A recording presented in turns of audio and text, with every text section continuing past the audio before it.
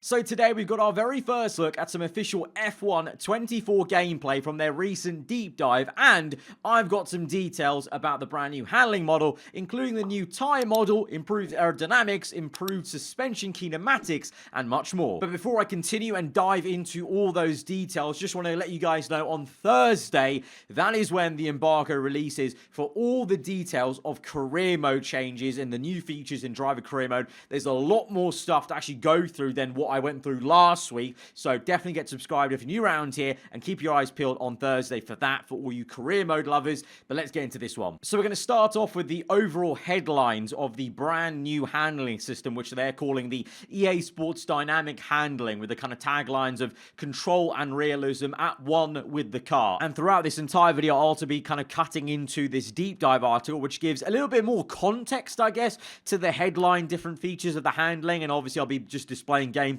as I'm talking through these headlines, but this gives us a lot of nice context and descriptions of what this all means for you as a player in kind of more casual terms. And the headline improvements underneath this new dynamic handling are, first of all, suspension kinematics, an all-new suspension physics system, improved tyre model, the contact patch with the road behaves much more realistically, in tandem with the suspension changes, tyre heat and wear is also more authentic, improved aerodynamic simulation, wing angles and ride height now have a greater impact on downforce and drag, upgraded power unit. Just like real life, the player now has more control over the mode and performance of their engine. And finally, more player agency. More car setup options give players more control of their driving style, strategy, and performance. So diving in on the first one, suspension kinematics, an entirely new kind of area of the handling that's never really been mentioned before, as it's kind of, very new, up till now in the F1 games. Really, the suspension hasn't really traveled that much. It hasn't seemed to have really moved, and you don't really feel the car rocking with the suspension, that weight transfer from like left to right, depending on the kind of high-speed corners you're in. So this is all about developing that area of the car. So new kinematic models added representative of modern Formula 1 and Formula 2 cars. Dynamic camber gain, toe change, and other geometric effects like anti-dive, for example, and accurate steering geometry and Ackermann effect. Revised spring and damper forces, wider range of player tuning options for all those options, and realistic weight distribution, center of mass placement, and moments of inertia. And finally, enhanced weight transfer and handling dynamics. The suspension of a Formula 1 car defines its handling characteristics, and in F1 24, we've built on our previous systems to better reflect real-world behaviour. The all-new EA Sports Dynamic Handling simulates the experience felt in real F1 cars, changing how the car performs while under different steering conditions. The spring and damper forces have also been revised, adding a realistic feel of weight distribution when the car is under different loads. This means players have more options when tuning their setups and more refined control while racing. These updates to the suspension model are among the most significant we've made in the series. And if we take a look at the deep dive article, it gives a little bit more of an explanation of what the suspension changes may mean. So this gives you more flexibility over car setups. You'll need to prioritize the right suspension compromise depending on each track layout and your personal driving style. So as a driver, do you want more stability in the high-speed sections or better traction at low speed? You now have better control and more realistic tools to tune these variables to your liking. So it's really all about kind of almost setting the car up to fit your personality of driving style, rather than just maybe potentially being one quickest way. Although, to be fair, as always, it is a game, so maybe there will just be one quickest way. But in terms of comfortability, for those of us who play offline mostly, there will be that ability to actually tailor it to your personality and comfortability rather than just out and out speed maybe. When it comes to the improved tyre model, the details are realistic migration of peak slip angle with changing loads and enhanced camber effects. There's a new contact patch modeling system to work in tandem with the suspension kinematics and geometry changes. So that's all about the actual modeling of actually feeling like you've got a heavy car on a road, changing direction, then moving about with the suspension. Something that they did improve upon, I felt, in F1 23, and hopefully this is another step forward to actually feel like you're driving a car on a road with resistance. Improved thermal modeling and interaction with the environment as well will change the heating model of the tyres. There's a new wear model, including tyre temperature as a a factor. So tyre temperatures was already a thing in the last game when it came to actual grip levels, but now the actual percentage of tyre wear will be affected by if you're overheating those tyres. So just another kind of challenge to kind of cope with, just as they do in a real life. And then they've refined the wet weather behaviour of the wet and intermediate tyres. We've made several changes to tyre wear and simulation physics, giving players a more realistic and predictable experience. An all-new thermal model provides an accurate representation on the effects heat can have on tyre grip and how this impacts overall car performance. A smooth driver in clean air will see their tyres last longer than one who is pushing the car to the limits in the dirty air of the car ahead. We're also adding a more realistic feel when driving in variable conditions. The track surface provides more driver feedback, meaning you can use it to your advantage to maximise performance. Cool your tyres by driving off the racing line and prevent them from overheating in wet conditions. Again, looking at the deep dive article for Tyre model, just kind of giving more of I guess, a grounded sense of what these kind of changes mean, basically.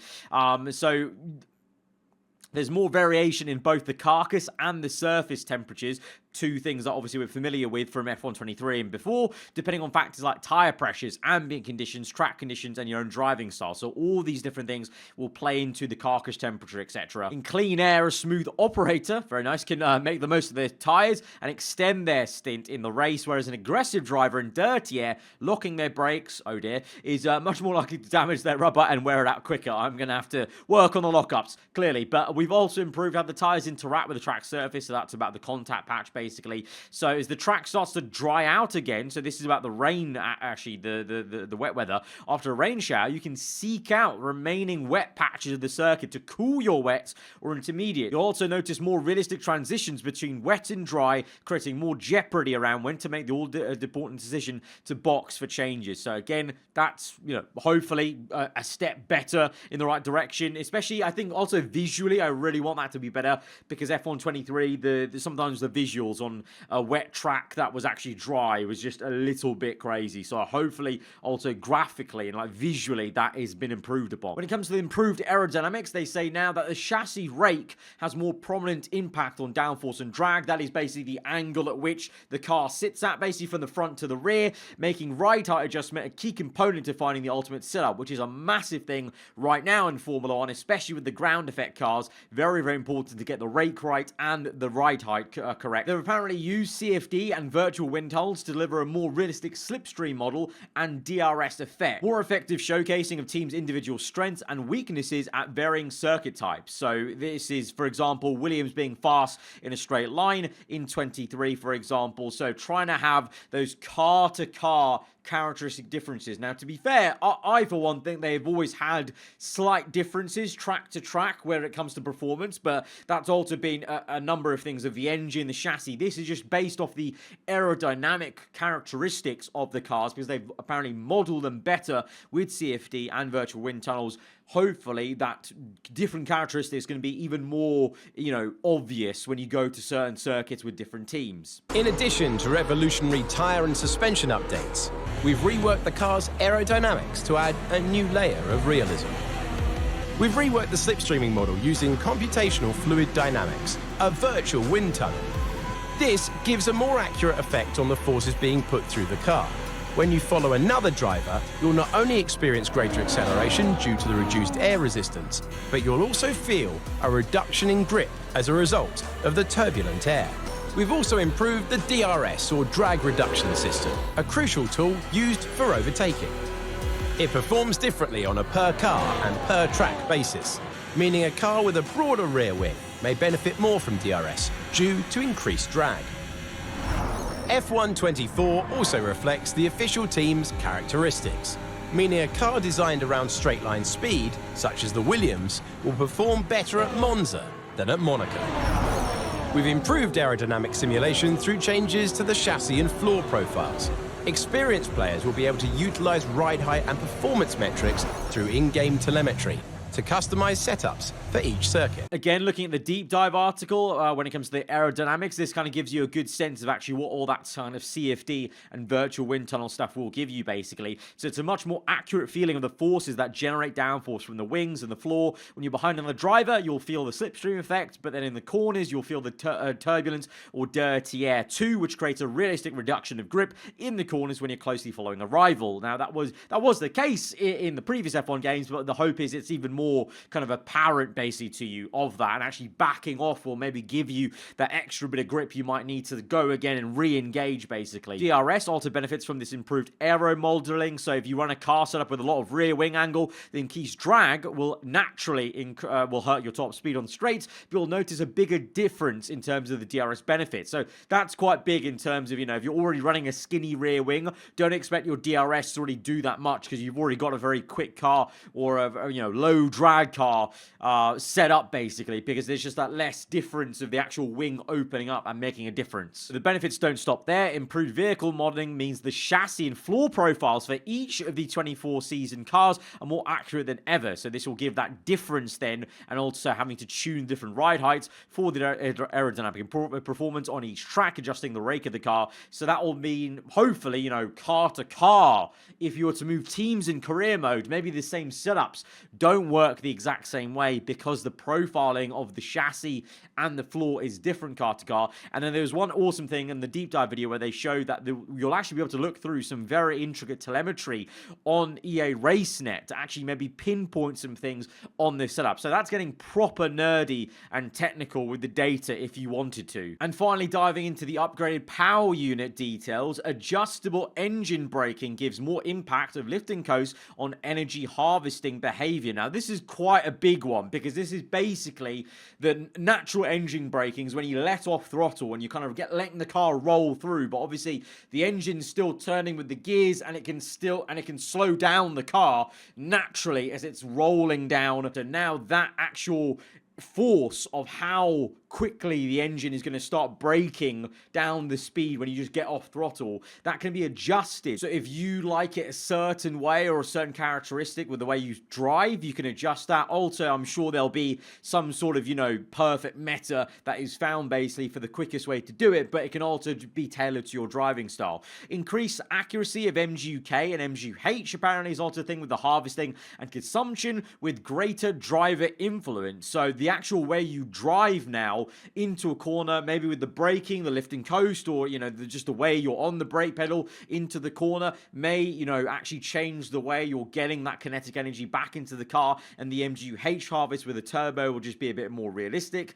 Enhanced throttle mapping reduces energy waste and presents the player with deeper levels of energy control. All ERS system modes are available now to the player in all sessions. So this is the return to what we used to kind of have from, what was it, F1 2019 was the last year, where you could flick through the modes through through the race. This won't be the exact same thing in terms of flicking through 5 different modes all the time, but now the modes aren't locked, so you can choose in qualifying, one shot, let's say, or practice, or in the race, you can now turn down the mode if you wanted to, and it won't just be on neutral. So if you want to really battery save for a last bit in the race, you can do now, but I'm not too sure if it's going to be as complicated or flicking through the things as it used to be. Although, to be fair, a lot of people really did like that system of actually having to work corner to corner to flick through systems. And then finally, they got a new differential model allowing for finer tuning to suit changing conditions. So this is the differential on the heads-up display. It was quite simplified. Now it's been extended and has got more actual variation or percentage to change the diff in corner to corner, track to track, or whatever. The internals of the cars in F1 24 have been improved too.